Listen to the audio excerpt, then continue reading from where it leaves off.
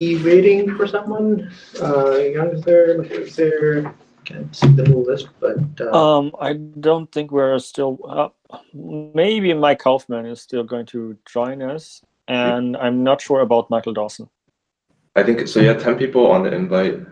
As far as I remember, there's 9 people here right now, and someone. Mike is here. There he is. All right. Okay, Mike, FYI, this is being recorded. All right, so let's get started. Let me quickly present my screen. All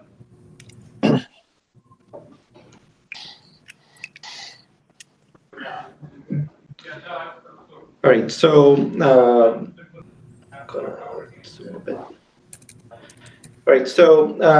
the reason we scheduled this call is so that we can talk about performance of async hooks and promise hooks. And a little while back, Young actually wrote this proposal on improving, like some suggestions on what we should do in order to improve the performance of promise hooks. And I think this seems to have stalled, and we're good to be able to make forward progress on this. Young,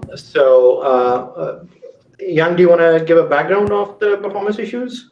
Okay, so when you enable promise hooks, I think back then the number was that you would regress performance by, in the worst case, 70%, which is quite a lot. So we looked into why this is the case, and there are a couple of things that we cannot really fix. Like if promise hooks are on, then you would necessarily create a temporary promise that you have there. The throwaway promise, and there's a couple of shortcuts that you cannot perform because those would have been observable. But then there's also a couple of things that we realized that actually don't help. So for one thing, the hooks are implemented in C++. So that means, and promise implementation in V8 is in generated code. So whenever we have to call into one of those hooks, we have to go from JavaScript to C++, which is fairly expensive. And on Node's end, it actually calls into JavaScript again in most cases, which is just kind of pointless. Another reason why we need to call into C++ is because of the destroy hook. Currently, there's no way in JavaScript to specify this finalizer kind of thing, because this is not exposed in JavaScript yet. And back then, it didn't look like it would come into JavaScript, but this changed. But I don't think we have to. We should build onto that. So to enable this kind of thing, this finalizer kind of thing, you have to enter C++, create a global handle, and then every single time V8 performs garbage collection, it walks through all of those global handles and checks whether they are still alive, and if not, fire the finalizer. And that is fairly complicated as well, and also expensive, and involves going through C++ and back, and like from C++ to JavaScript and back as well, which is not that performant. So the proposals that we had was to figure out a way to not require the destroy hook at all, because that means that for the init hook, you don't need to go to C++ anymore to create this global handle, and you would save having a destroy hook in the first place. The other proposal would be to use JavaScript API instead of a C++ API for callbacks, meaning that instead of installing C++, you would install JavaScript functions on the context for calling back, which would mean that for the before and after hook that don't actually need to do anything in C++, we don't actually have to cross the boundary between C++ and JavaScript. Back to the idea of not requiring a destroy hook, it seems that people use the destroy hook mostly to track metadata. So far, async operations have been represented by an integer ID. And the issue with the ID is that if you want to map metadata onto the ID, you need a separate data structure that is not a weak map, because weak maps only work on objects. So what you would do is you create like an ordinary map, and then on the init hook, you would add them to the map, and then on this destroyer hook, you would remove the metadata again, and essentially free the metadata from the map. That's essentially, in most cases, why you need the destroy hook at all.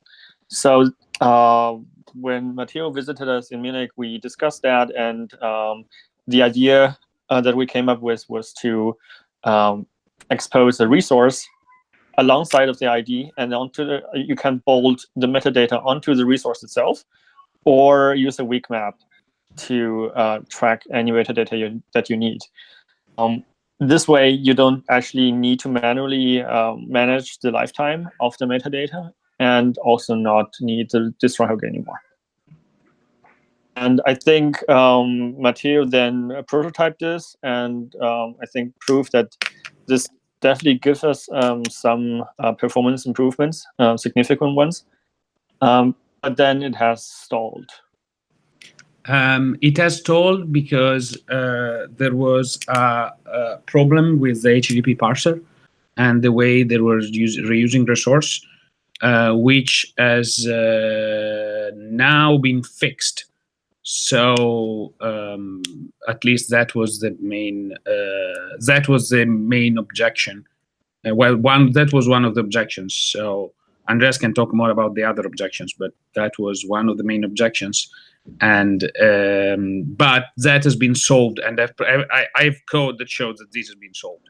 So I am actually I need to sit down and keep up with that work, or if somebody has bandwidth, please take my work, and I can push again. I can share a branch where I'm doing this experimentation, and if you want to help, I don't have any bandwidth whatsoever between now and the end of November. So because of all the conference and travel, so I can toy with it, but I can't commit to being able to finish this work before then.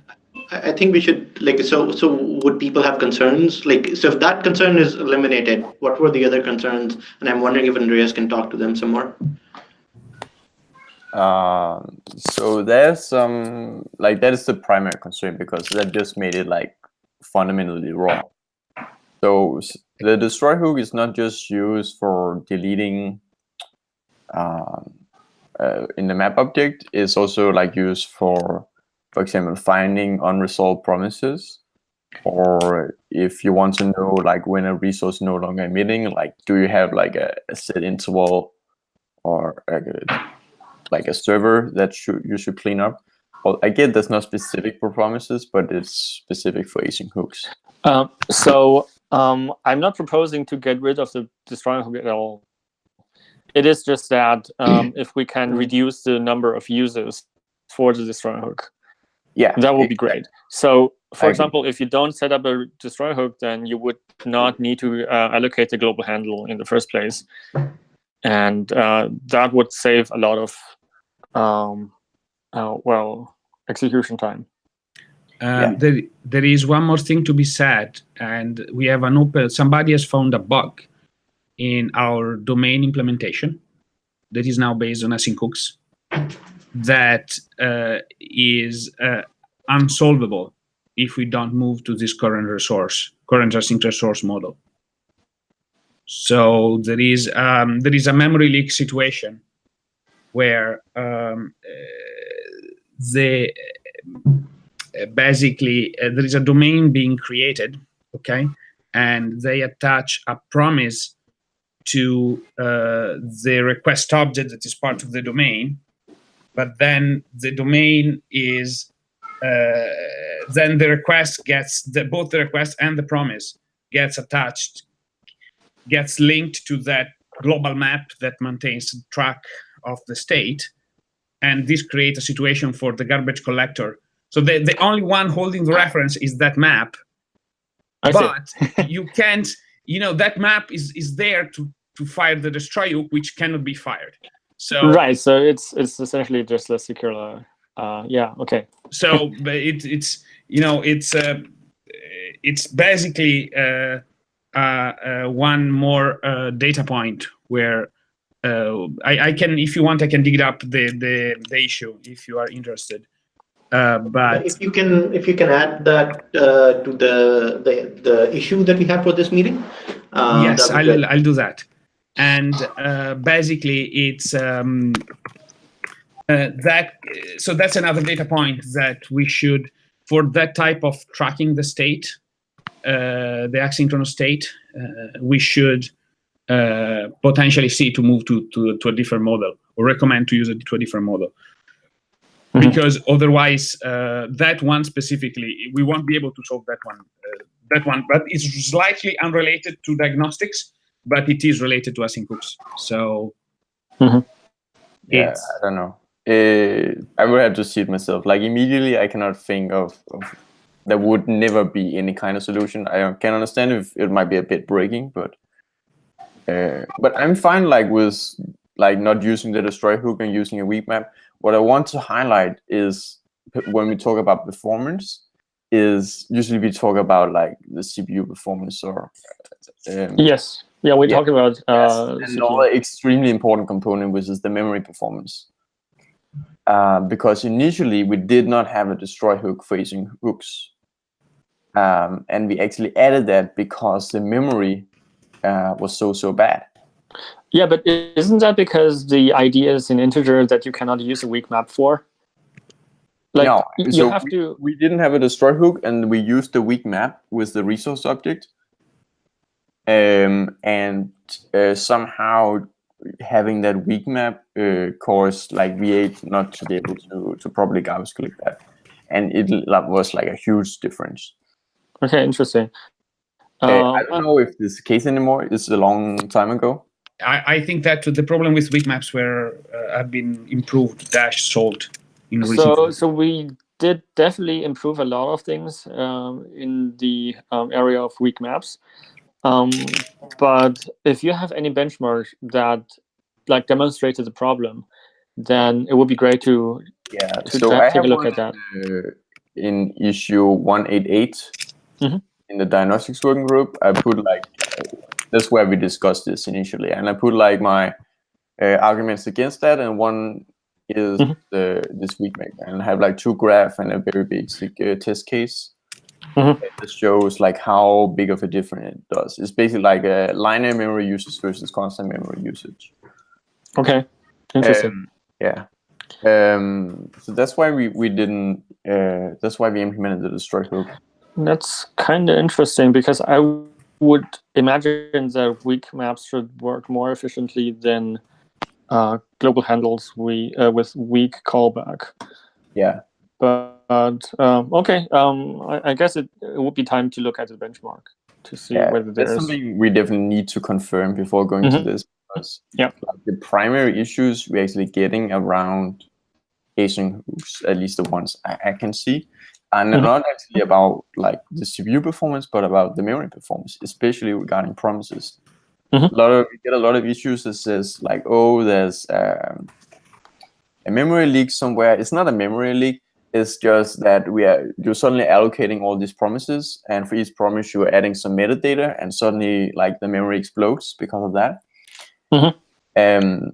Yeah. I mean, you don't actually need to use a weak map, right? You can also just directly store stuff onto the resource. Yeah, sure. And that way you're not even bound by the weak map implementation. No, but I think mostly like if you're like an APM provider or something like that, you don't want to like mess with other people's subject. Right. I mean, you can still like store a private symbol on it, and nobody would even know. Yeah. So let me summarize. So I think the proposal is that the destroy hook is not being removed. It's not being removed, no. So the proposal is that we will move forward with, or we would like to resurrect the PR that Matteo was working on with the current resource. And given that the HTTP parser problem has been resolved, we need somebody to resurrect that, and that would be a somewhere minor, I expect change to the async hooks API. There are a couple of slight concerns in there, specifically on the deprecated emit before, emit after things that are in the public API. So that is the main concerns. That it's a somewhat minor theory, but it's the async resource in those cases will not be correct if those are used. Okay. Or it might be we might need to work. This is my feeling, but I need to validate this assumption. So this is an error that needs to be worked out because those are deprecated. Okay, so it's whatever, but it's so at this point we need a volunteer. Check. Yeah, at this point we need to a volunteer who's going to actually go figure this out and move this forward. So, anybody on this call wants to drive this further? I can in December. That's my only thing. If we can even spin up a repository where we iterate on this thing, so that it's everybody that can play with it and do work. And then if you want to do it, I'm fine. If you want to take my work and get it landed, I don't have bandwidth though before December. So if somebody has bandwidth before December, you're welcome to speak up and take Mateo's work and proceed with it. Otherwise, we'll count on Mateo to continue this in December. Yeah, I'm like on a 3-4 week vacation now, so from tomorrow. All right. Okay. So I think that's a good plan forward for this particular topic. Anything more? Oh yeah, one more thing to mention, and I think this can be easily addressed, is that we have one more resource type now.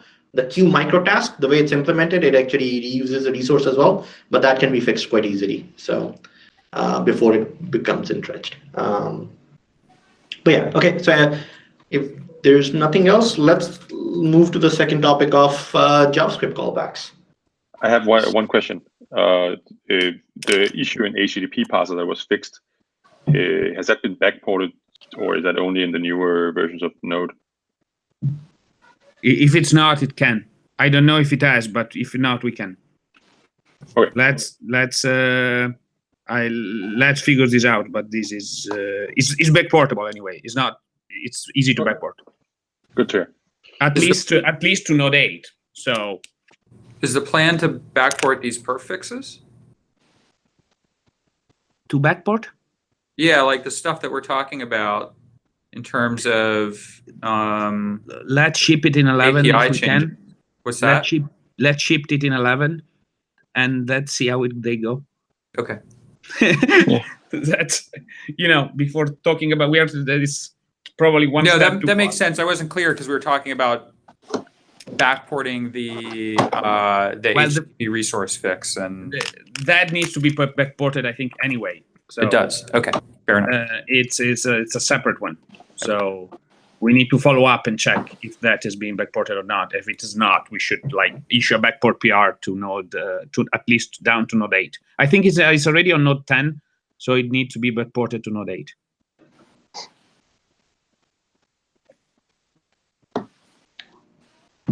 So good. What was the next topic? The JavaScript callbacks. So far we haven't done anything yet. I've been deprioritizing this because it didn't look like this would be necessary. I mean, it would only be necessary if we get the other part done, because otherwise, if you always have to call into C++ anyway, then it's kind of pointless. But it looks like it's moving forward. I can definitely ping Maya, who is on the the compiler team, to just get this done. Yeah, I mean, it's mostly straightforward. It's just adding a new set of API, and then in the promise implementation, just not call C++, but instead call the JavaScript functions directly.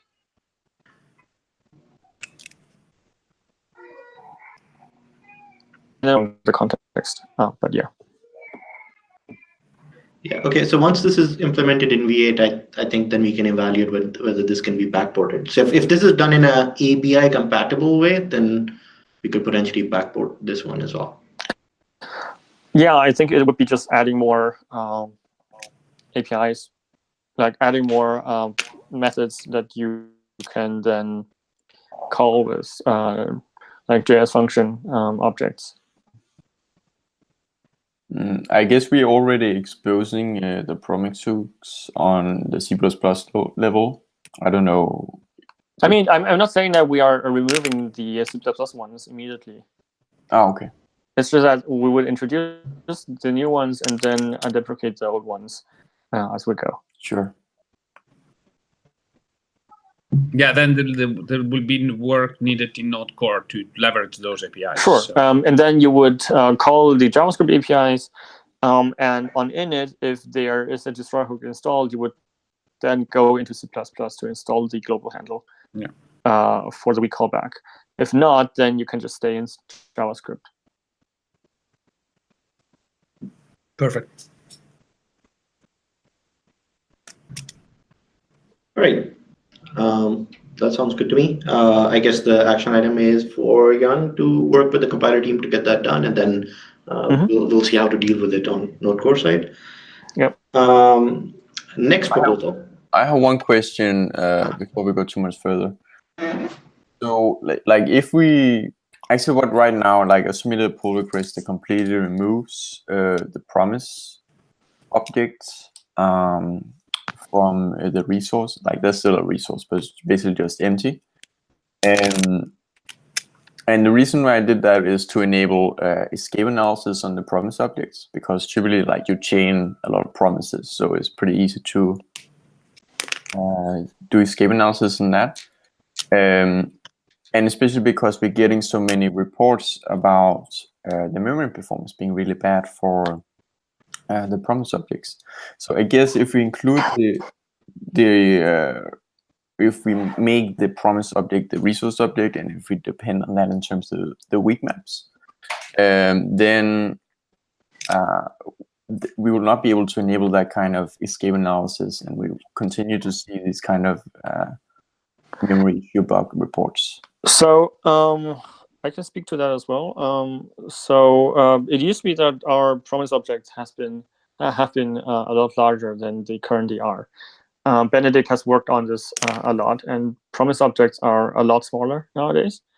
And I don't think escape analysis on promises is all that easy, because at least the observable ones all have to be put onto the microtask queue one way or another.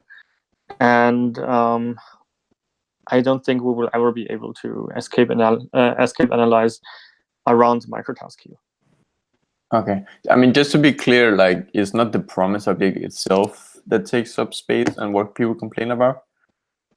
Because they say, like, oh, if I'm not enabling async hooks, then the performance or the memory usage is fine. But if I enable async hooks and I add this metadata, then the memory performance is not fine. Okay. Yeah, I don't think escape analysis should be a concern here, because But from that, I don't think it. Sorry? From that, it's not clear to me whether the issue is in the promise chains or whether it's an issue with the CLS or other implementation, right? So, I mean, async hooks getting enabled causes higher memory usage. I don't know from the description, it's clear to me yet where that usage might be. It's from the metadata they associate with the promise objects, and because the promise objects are garbage collected very rarely, they see a much larger increase. Right, but exposing them as resource doesn't really matter too much in this. Okay, like if you expose them as a resource, then you will never be able to do escape analysis, for example. Right, but what I'm saying is that escape analysis on promises would be complicated in the first place. I don't think it will ever happen. Okay. Because the thing is, for the memory issue then. Like I said, we have been reducing the memory, the size of every promise itself. Yeah, it's not the size of the promise; it's the metadata. Right, but the metadata is something that you have anyways, right? I don't get it. Like, even if you escape analyze the promise away, the metadata is still going to be there. What changed? So because you're garbage collecting, the promise object moves faster with the escape analysis, or you're not really garbage collecting, but you're like removing it, for example, from the weak map or calling the destroy hook. Yeah, but I still metadata will be deleted much earlier. I still don't get how you could escape analyze a promise away. I mean, the thing is, a promise is not something that you have only in the same function or on the same stack frame. It's like it crosses the microtask queue boundary, and there's no real way for like a compiler to sort of escape analyze it away, because you would essentially not materialize an object and put it onto the stack. But the point of microtask queue is that you can clear the stack and then start fresh. So, I mean, I don't see how escape analysis could help in this case. And also, I don't see how like the resource can be. I mean, the whole point of having a resource is that you can cross the boundary between microtasks. I think what Andreas is saying, and correct me if I'm wrong, is that he's observed degradation in memory performance when people are associating some data with the promise, right? I think he was under the assumption that, if the compiler could do some escape analysis, then that stuff could potentially be GC'd much more quickly, and he wouldn't see that pattern. I think to Ali's earlier point, though, I don't think we're really clear on, at least I'm not clear on the actual implementation that people are using to store the extra metadata, and being able to look at that might shed some clues into why that behavior might be occurring when somebody does turn those things on. So is that a fair summary of? They're just using a map or a weak map, and the reason why I see this is because if somebody's using promises, they're using a lot. Like they're using, I don't know, tens of thousands promises. So just adding like a tiny bit of metadata really makes a big difference. But they're using a weak map keyed off of the promise? Yeah, either a weak map or like a map with a destroy hook. But isn't the point of that metadata is that it persists across like chains of promises? Because otherwise, why would you track metadata in the first place? Sure, but you don't need the actual promise, and like you don't need the metadata for very long. You just need it long enough to continue on to the next like async scope or whatever. Right, but that sounds like okay. It might not be that escape analysis is the solution, but certainly not exposing the promise object to the users so they can use it in any sort of way that enables some kind of optimization. So, for example, you can garbage collect it earlier. I think that Okay, I see what you mean. Okay. The thing that's unclear, I think, is the growth in memory, because the promises aren't able to be collected, or they're not being collected as fast as they were previously, or is it just the metadata that somebody's storing, right? So essentially, you're saying that it's a foot gun to expose the promise because it could lead to memory leaks. It's not a memory leak, it's just like too slow garbage collection. And we also have slow garbage collection for all other kinds of resource objects, and there we don't see an issue. The difference is once you use promises, you have like so many of them, right? No, but so currently, if we just don't talk about escape analysis at all, then if you create a promise, we allocate a promise, and regardless of whether you expose it or not, it's going to count towards GC, right? Yes. So in that case, like if I said now that we will never have escape analysis for promises across microtask queue, then this wouldn't be a concern.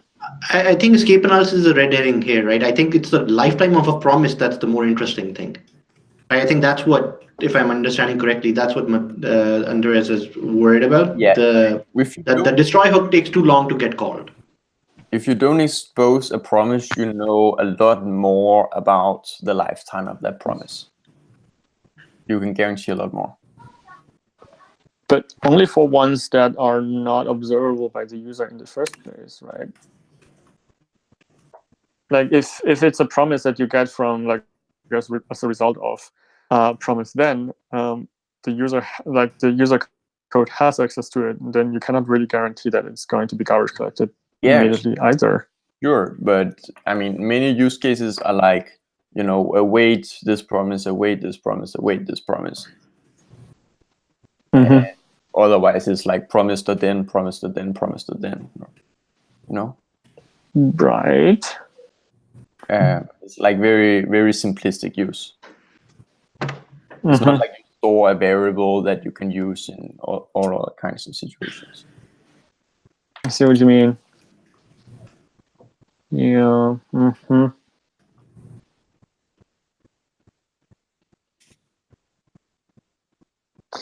Yeah, but I would still like to look at the benchmarks first to see whether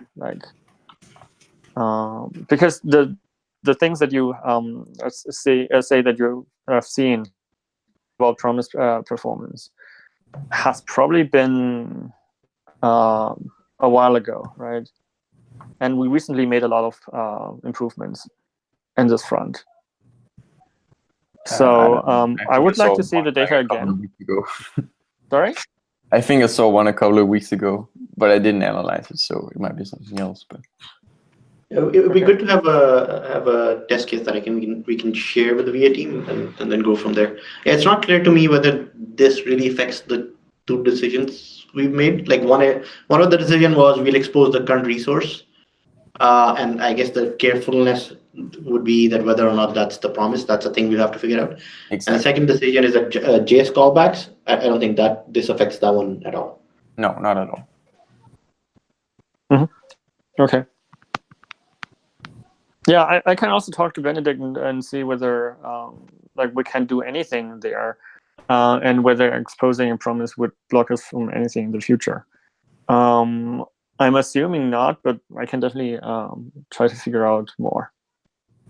Yeah, I don't know. Like the pull request where I removed the promise object from the user interface, like he gave this is a good direction. Mm-hmm. Okay.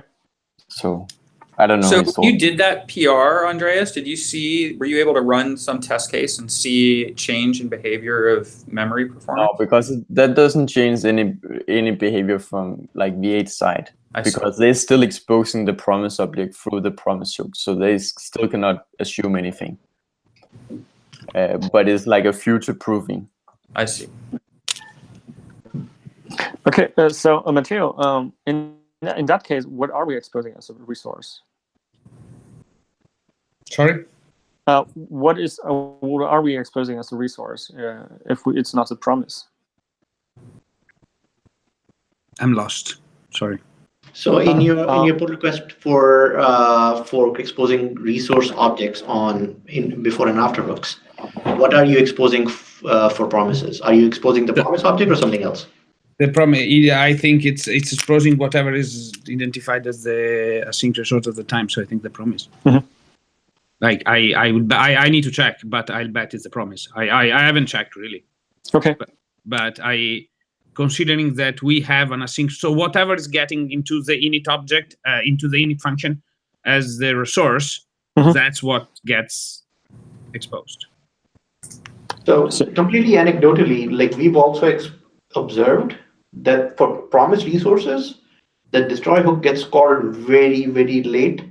Now, it's not clear whether we were causing the promise to be held live artificially or whether there's some other interesting behavior happening in the garbage collection. So I think there's some need for some investigation in here.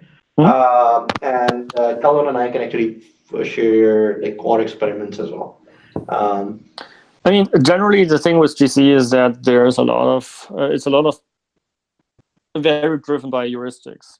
And I mean, what could happen, for example, is that you have a lot of short-living objects, and so you never really trigger major CC, where we would, I think, look at the weak callbacks.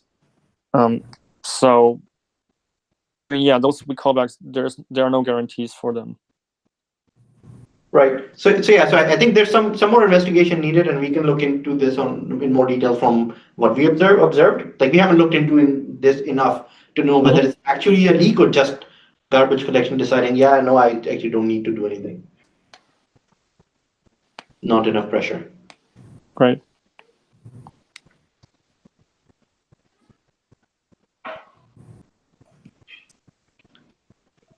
Okay. Yeah. So I guess on my end, I would do the JavaScript API, and then also figure out whether exposing a promise would be a roadblock in the future. Perfect. Okay. So next one is observable promises. So I'm not 100% up to date on that. So there is a proposal for a spec change to make sure that at least the await expression is a lot simpler. So it used to be that you have to wait for 3 microtask turns and no, 2 or 3, 3, and create just as many promises. And like one of which is just to wrap the promise that the await expression, like if you perform the async call, that the async function returns. So you would basically wrap an existing promise, which is kind of pointless, just to get one more turn in the microtask queue, which is also kind of pointless. So there's a proposal for that. It's already stage 3, I think. V8 has an implementation of that, and if you turn it on, then we already omit, I think, at least one promise in the usual use case. If there is anything more to do there, I think there is still this throwaway promise that we still have, which I'm not sure whether we can just optimize away. At least currently, I think we still keep it there also because of async hooks, because it's observable through async hooks. So it's not entirely clear to me like how important it is to keep the same behavior even with stuff like throwaway promises. I don't think you need to keep it. Like you can just optimize those out. What's important is just that the context is maintained. Okay. Yeah. I know, like I think actually in a previous version of V8 we had some promises removed, but yeah, that was mostly because there were no tests, and we introduced some change that broke it. Yeah, I mean, like technically that's fine. I think just the issue was like the parent promise was not set correctly or something like that. Yep. In which case, like the context is broken. But as long as the context is maintained, there should be no issue. Okay.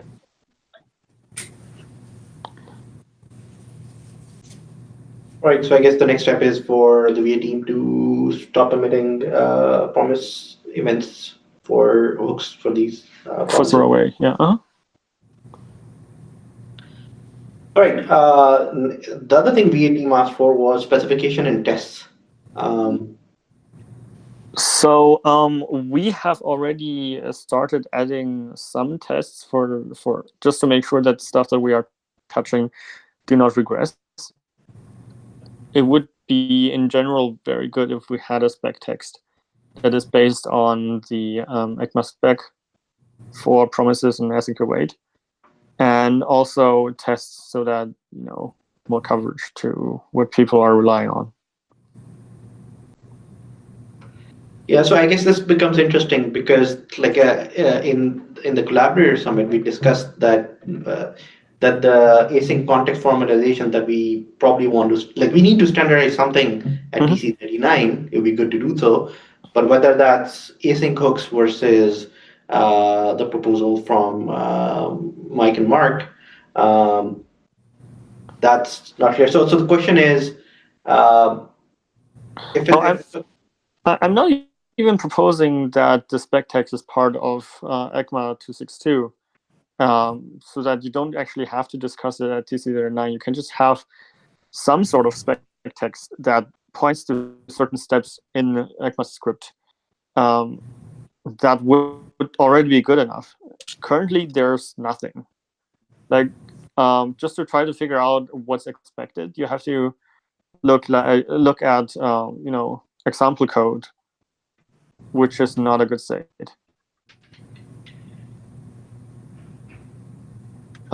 So I mean, even if we don't try to push it through TC39, there is a value in having a specification for for async hooks in general.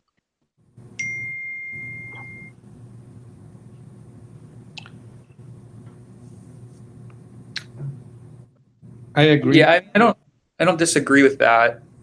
I do think it's like, my take is that the sort of the async context problem is broader than just promises and or async await, and as stuff goes into the spec, it should encompass those broader use cases. But I think per your point is that can you define the behavior of promise hooks in the context of the spec and not go through TC39? I see the value in that. So as I'm trying to be more pragmatic about this, Sure. I mean, if you're trying to get this out of experimental, and at some point people argue about the behavior, then it's good to have a source of truth. No, I understand. And I think I agree that it's pragmatic, right? I think that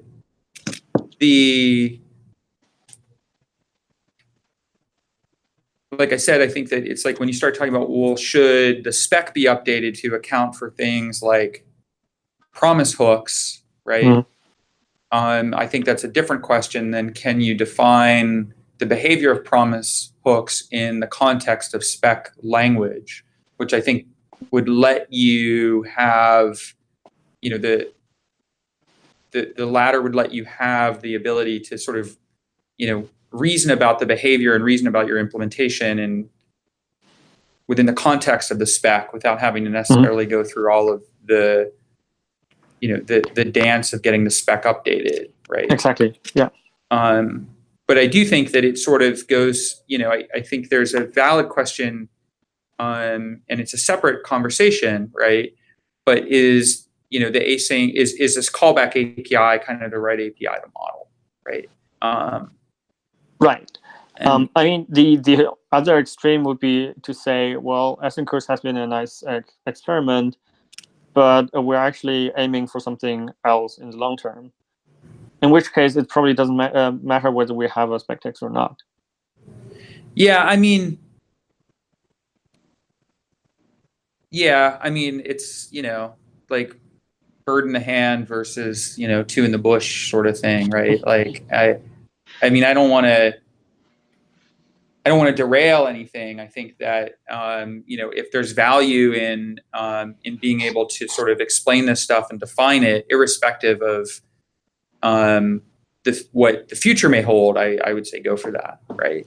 But I do think that there's a disconnect between, this sort of targeted approach of promise hooks and sort of, which I would agree is a very sort of pragmatic effort, right? Versus something more holistic that we were kind of talking about at the Collaborator Summit, right? And you can argue, sort of the pros and cons, the feasibility of those things. You can argue the maturity of them, right? I think this stuff is clearly, much further along than the things that we've been proposing. But I think that's sort of I think when you start getting into this question of, do you want to update the spec? I think it sort of raises some of those things, right? Mm-hmm. Yep.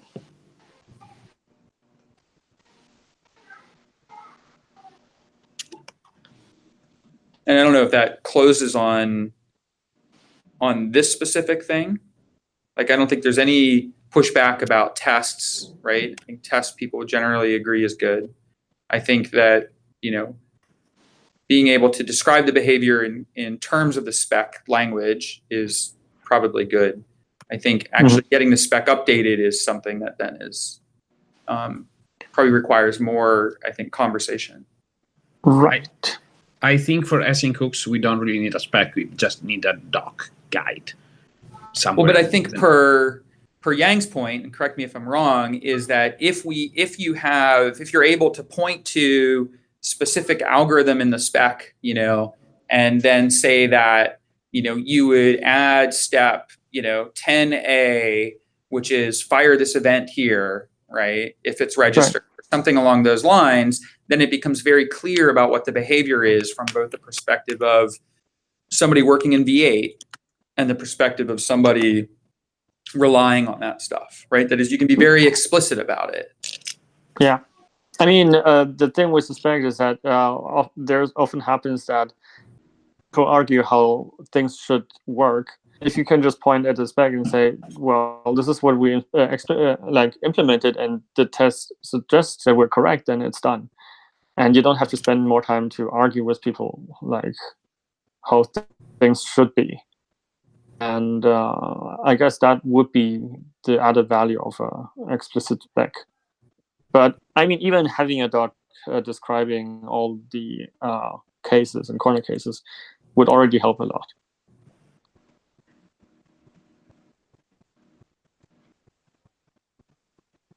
Does that make sense, Matteo, or is there still some disconnect? No, there? It makes sense. Okay. It makes sense for me. So it's no, it makes sense. So I've know like all the work that right. The more we do in that area, the better to some extent. If you pass me the term, so the more that there is stuff that is written down and it enables high-level reasoning, the better. I am a true believer of working code over texts and specs. Mm-hmm. So it's I think it should be a reflection of what we are doing and not vice versa. Sure. But at least the bare minimum is, clarifying between ourselves what it's doing, because in certain cases, looking at the tests, like it's, in some cases, I'm wondering what is this, what those even mean. Like it's not, I recently measured a change that changed something on the HTTP. That change so I recently made a change on HTTP on an HTTP thing, whatever, and it changed the order, one of the order of the events. And I was like, okay, now this is changing stuff in those tests, and I am wondering if this is correct or not. And it took me forever to actually reason the fact that it was actually correct. Yeah, correct me if I'm wrong. I think those are semantics of async hooks rather than promise hooks, right? So yes. And I think promise hooks, async hooks are much harder. Like, I don't think we can write a spec for async hooks, because they expose internal detail, implementation details. So you are talking only of promise hooks? Yes. Oh, I didn't understand that. Okay. Yeah, and I think just to clarify, I think Yang's point here is that you should be able to go and take the existing spec text around promise behavior, right? And you should be able to go in there and tweak it to account for when you want promise hooks to fire certain things. Oh, absolutely. Right? Yeah, let's do that. Absolutely. Yes, let's do that. Yeah. And then whether or not that gets incorporated into the official spec or not is a separate thing, right? But at a minimum, if you're able to express it in those terms, then you can actually reason about it. You can be very clear about what is correct and what is not correct. You have to wade through the spec's, but somebody can do that, right? I hope. Yeah. Okay. So given that I heard the phrase "let's do that," I take that as somebody's volunteering to take a stab at it.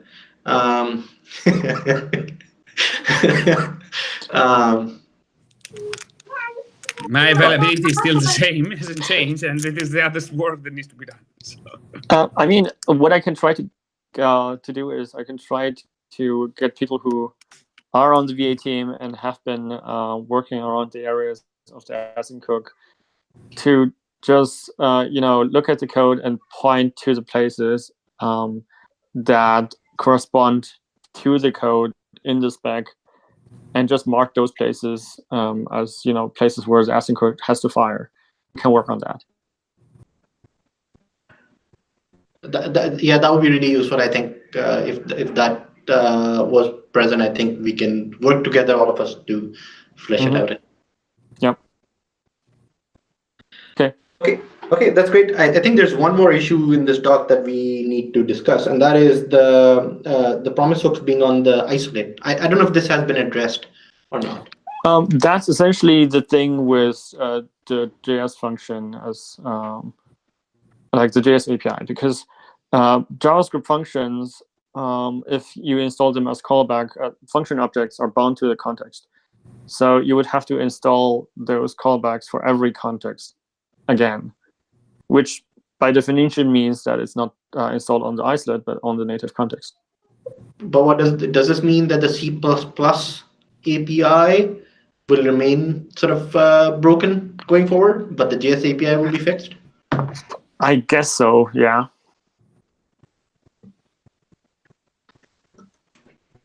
So if and the problem is that we will have to sort of back off and get into the C++ API if there is a destroy hook, right? So no, that's not the case.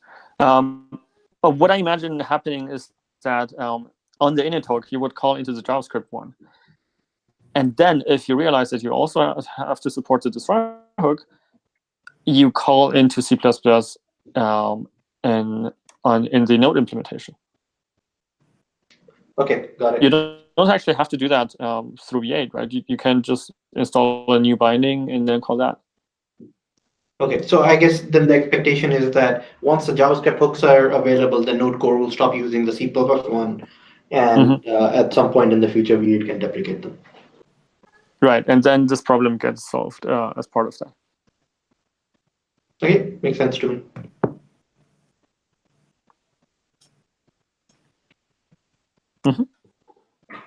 All right. Any more topics we want to discuss here, or? So the Angular team have something called zones.js, which is essentially domain, except it's not domain. And what they've been requesting a long time is to know when a promise is actually resolved. So this is different from the resolve hook, because if you resolve a promise with another unresolved promise, then that promise is not resolved. It is like gonna wait for the next one. I don't know. I have one news on that regard. I talked with some folks on the Angular team at WorkerCon. I don't remember who really. That told me that. Yeah, they told me, yes, perfect. Thank you, Young. I'm really untalented for names. And that told me that they were moving out of those. Okay. Sorry, they said they were doing what? Moving out of zones. Okay. So not planning to use zones anymore because they found some conceptual issues with that model. And they were not being able to like essentially that model only works if it's implemented within the whole browser, and not being a standard. It's a big pain. It's a big pain for them. So at least that was the main problem. Okay. But this is something that we need to reach out to. If we need more data, we need to reach out to Brian and ask a specific feedback on this. So yeah, like I think. Sorry, go ahead, Andres.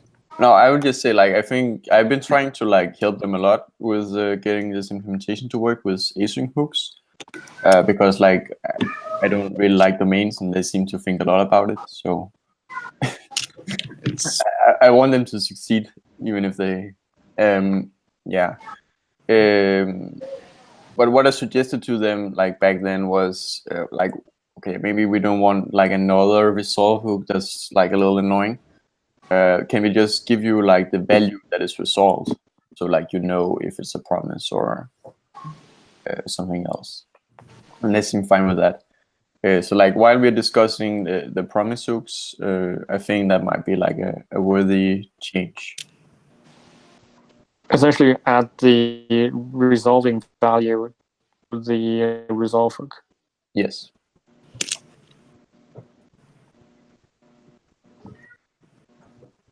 Yeah, I don't think that's my only big comment. issue, actually. Yeah. Mm-hmm. No, I looked at the code. It seemed pretty simple. But... Yeah, it's just adding one more argument because everything is in place there anyways. Mm-hmm. Yeah, sorry, I just was going to say that it's like, I think there's, having additional information about, the promise graph, in this case, whether it's like what's the value that something is resolved with or rejected with or things like that, is there's a lot of potential for that information to be useful in, in other things, right?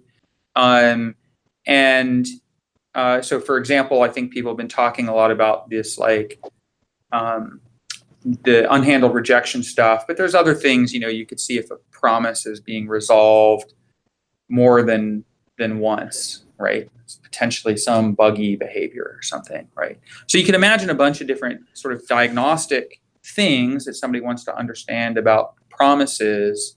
It's not clear to me that the current promise hooks API necessarily has sufficient information to be able to answer all of those different questions. But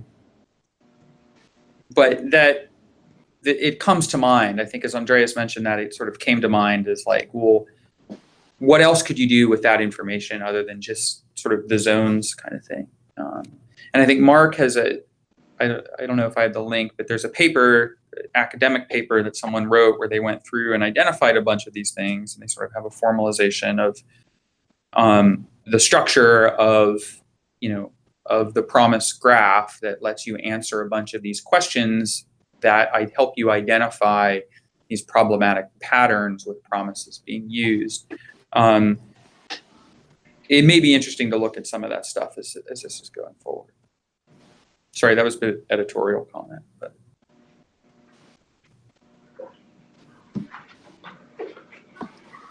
Yeah, I'll just add in. I don't think some of this paper you mentioned, I don't think it's the authors have finished it and have a published version yet. But when it comes up, I can certainly share it with people so that they can get a little bit more insight into some of the things people are thinking about there. I thought that was the one that was published. There are a couple. Some of them I'm less enthused with, but yeah, I mean, we can certainly share some of this.